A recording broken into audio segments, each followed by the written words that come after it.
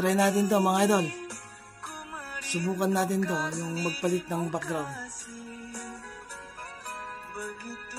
Okay, let's go. Guys, gawa tayo ng simpleng pangreel ngayon mga idol.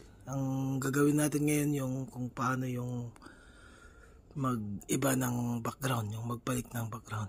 Yan, punta tayo sa CapCut tapos sa new project mga idol. Ngayon, hanapin natin yung inunda natin na video. Ito, kunin natin ito. Ito yung inanda ko mga idol na gagawin natin na simpleng pangreel, yung magpapalit tayo ng background. I-add lang natin yan. Tapos, ganyan natin yan. Yan, hanggang dyan. Tapos, split natin. Burahin natin kasi di na natin kailangan. Tapos, natin, yan. Ganyan. Hanggang sa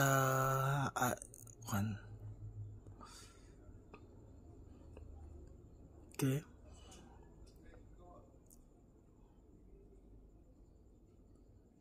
Yan, i-cut natin dyan, tapos delete natin mga idol. Yan. Pagkatapos yan, pindutin natin yan, yung video na yan, punta tayo sa cutout. Ito mga idol, napakadali lang, cutout, tapos remove background. Ganun lang yan mga idol. Ayan, wala nang background. Ngayon, i-tayo na lang natin na 100% yan.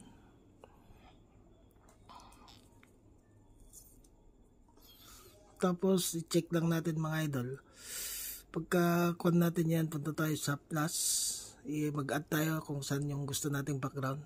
Ito yung napili ko na background mga idol. Yan. Tapos, punta tayo, yun mga idol, yung tanggal natin ng background, i-overlay lang natin yun mga idol. Hanapin natin yung overlay. Ayan yung overlay. Tapos, naibaba ng ganon, di ba? Tapos, iusod natin yan hanggang doon sa magpantay sila doon mga idol. Yan. Di, pantay na sila. Ayan na mga idol. Tapos ito, nakataas siya. Pwede mong ibaba naman siya o medyo palakihin. Yan. O, yan na mga idol. Iba na ang background.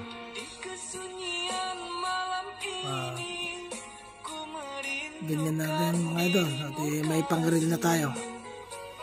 Sana kung nagustuhan mo, paki-like and share na lang.